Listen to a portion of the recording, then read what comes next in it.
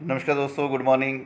दोस्तों, जैसे मैंने आपको कल कहा था कि मैं आपको कल एक प्रेजेंटेशन भेजूंगा जिसमें हम बात करेंगे importance of 7C in life और फैमिली वेलफेयर इकोनॉमिक्स के बारे में बात करेंगे।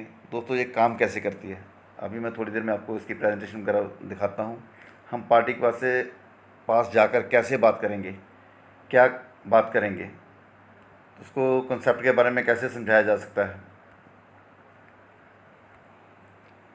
तो अभी मैं आपको इसकी स्लाइड दिखाता हूँ। शुरुआत कैसे करनी है। तो दोस्तों, जब भी किसी के पास जाते हैं तो उसको नई चीज़ के बारे में पूछें, नई चीज़ के बारे में बताएं तो उसे अच्छा लगता है।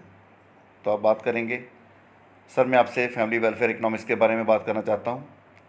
अगर आप मुझे 15 मिनट का समय दें तो आपकी ज़िंदगी में बड़ा बदलाव आ सकता है, बहुत कुछ आपको पता चल सकता है कि ज़िंदगी के बारे में।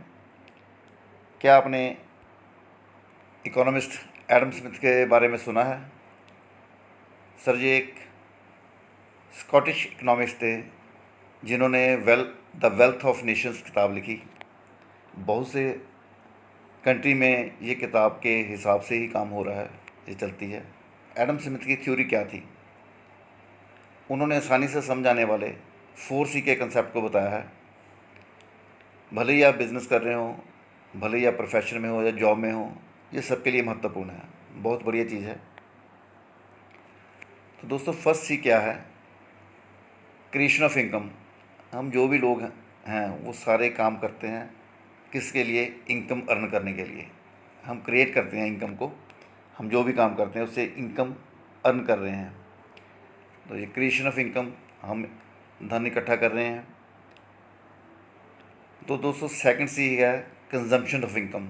हम अपने घर खर्च के लिए, बच्चों के लिए, अपनी आराम और सुविधा के लिए ये पैसा खर्च करते हैं। Fourth C conservation of income. उसको हमने रोकना कैसे? अगर बचता है तो हम बचाते हैं, नहीं तो नहीं बचाते। तो कंजर्वेशन ऑफ इनकम जो 4C। दोस्तों, क्या आपने एक चीज़ को ध्यान दिया, नोटिस किया कि हमने बहुत ही महत्वपूर्ण थर्ड C को मिस किया? बहुत से लोग इसे नज़रअंदाज कर देते हैं, ध्यान नहीं देते। तो ये बहुत इम्पॉर्टेंट है, वो है कंटिन्यूशन ऑफ इनकम। आपकी इनकम चलती रहनी चाहिए, जब तक ज़िंदगी है तब तक, ज़िंदगी के बाद भी। तो एक बहुत इम्पॉर्टेंट सब्जेक्ट है ये, बहुत महत्वपूर्ण है सबके लिए। अगर कंटिन्यूशन इनकम नहीं होती तो दिक्कत आ सकती है हमारी फैमिली को, हमारे परिवार को, या पीछे जो भी हमारा परिवार है उसको दिक्कत आ सकती है दोस्तों। तो दोस्तों, क्या ये महत्वपूर्ण है? 4 कारण हैं जिससे हमारी या हमारे परिवार की इनकम बंद हो सकती है। वो नंबर 1, बिज़नेस या जॉब लॉस हो जाए।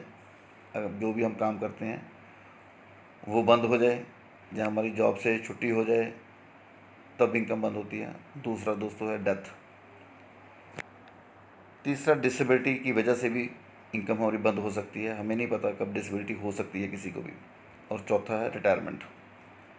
जब हम काम नहीं कर पाएंगे, हमारा शरीर हमें अलाउ नहीं करता काम करने के लिए, तो वो है रिटायरमेंट। दोस्तों, 4 में से 3 जो लॉस हैं वो परमानेंट हैं। एक बिज़नेस जब जॉब लॉस होती है तो वो टेम्प्रेरी है, उसे कंट्रोल किया जा सकता है। एक बिज़नेस बंद हो गया, आप दूसरा बिज़नेस कर सकते हो। एक जॉब चलेगी, आप दूसरी जॉब ढूंढ सकते हो, कर सकते हो। पर क्या डेथ, डिसेबिलिटी और रिटायरमेंट हमारे बस में है? तो अगर ये हमारे बस में नहीं है तो क्या इसके लिए हमने कोई इलाज ढूंढा? इसके लिए हमने कुछ किया? हमने कोई इसकी प्रोविज़न की हुई है? ये कभी भी हो सकता है, किसी के साथ भी हो सकता है। जो रिटायरमेंट है वो तो होनी होनी है। तो दोस्तों, ये फार्मूला कंटिन्यूशन ऑफ इनकम का फार्मूला कैसे काम करेगा? हम जितना अर्न करते हैं उसका 25% हिस्सा तो तकरीबन हम अपने ऊपर ही खर्च कर लेते हैं, बाकी का 75% हिस्सा हमारे परिवार के लिए जाता है। तो दोस्तों, हम इस फार्मूले को समझते हैं। जितनी हमारी एनुअल इनकम होती है उसका 75% हिस्से को हम मल्टीप्लाई करेंगे 100 से और डिवाइड करेंगे 6 से।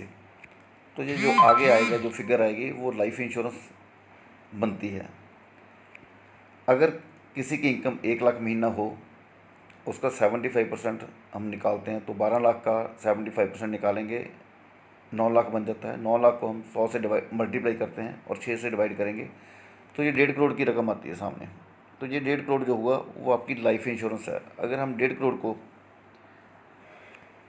भगवान ना करे आपके साथ ऐसा कुछ होता है, तो ये 1.5 करोड़ को हम अगर बैंक में कहीं पे भी रखेंगे, एलआईसी में रखेंगे, पीपीएफ कहीं पे भी लगाएंगे, तो हमें इसकी जो इनकम है वो तकरीबन 75,000 रुपये महीना इनकम परिवार को सुरक्षित मिलती रहेगी, जो कंटिन्यू रहेगी। कंटिन्यूस ऑफ इनकम इसको बोलते हैं। तो बहुत महत्वपूर्ण फार्मूला है जी दोस्तों। अब मैं एक और महत्वपूर्ण CDR फार्मूले को डिस्कस करना चाहता हूँ। ये क्या है और कैसे काम करता है, इसको हम समझते हैं। ये CDR है क्या? C means compulsion. जहाँ पे कंपल्शन होती है वहीं पे उसके डिसिप्लिन बनता है और वहीं पे उसके रिज़ल्ट आते हैं। C से कंपल्शन, D से डिसिप्लिन और R से रिज़ल्ट। इसको उदाहरण के रूप में हम समझे तो कोई भी बच्चा स्कूल में बिना रोए नहीं शुरुआत नहीं करता। कंपल्शन हो जाती है बाद में उसको, धीरे धीरे फिर उसकी आदत बन जाती है और परिणाम हमारे सामने हैं।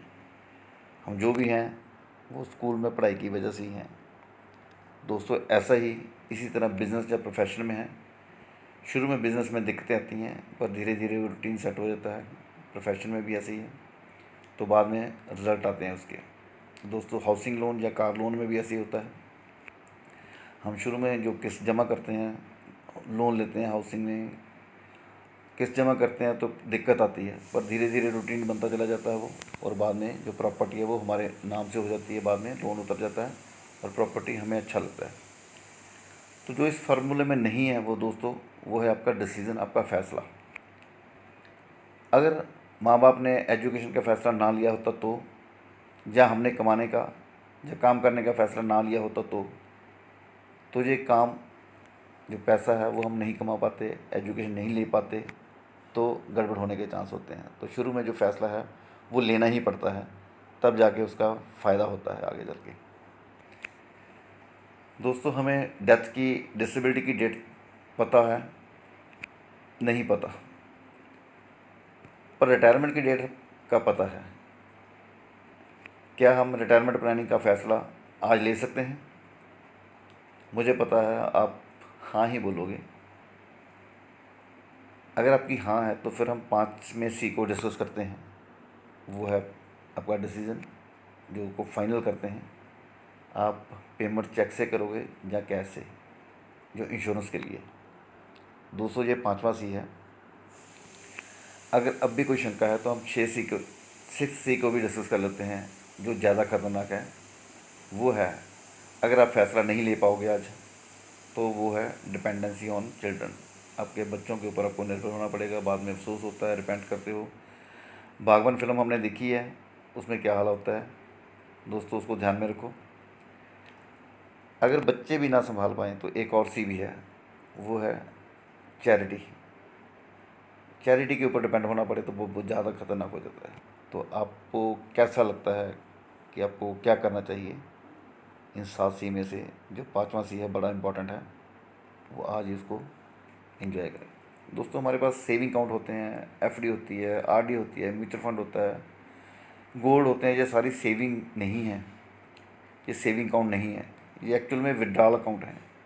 जब हमारा जी करता है, दिल करे, हम सेविंग में से पैसा निकालते हैं, FD तो डलवाते हैं, RD को भी पैसे लेके खर्च कर देते हैं, म्यूचुअल फंड जब चाहे हम उसमें से पैसा निकाल लेते हैं। तो दोस्तों एक्चुअल में ये सेविंग अकाउंट नहीं है, ये विड्रॉल अकाउंट है। तो जो एक्चुअल सेविंग अकाउंट है वो है LIC के साथ।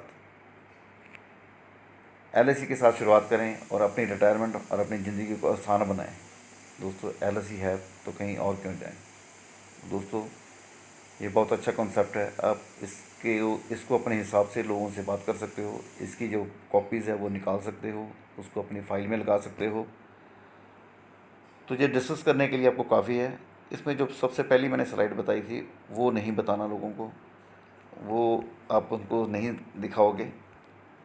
हमने शुरुआत कैसे करनी है वो आपके लिए थी। ये मैं आपको दोबारा दिखाता हूँ, ये शुरुआत कैसे करें। ये दिखाने की ज़रूरत नहीं है, बोलने की ज़रूरत नहीं है, ये सिर्फ आपने शुरुआत करनी है, आपके मन में होनी चाहिए कैसे। तो दोस्तों आपने इसको पढ़ा, 7C को हमने जाना, क्या है, कैसे काम करेगा ये। ठीक है दोस्तों, धन्यवाद आपका, शुक्रिया।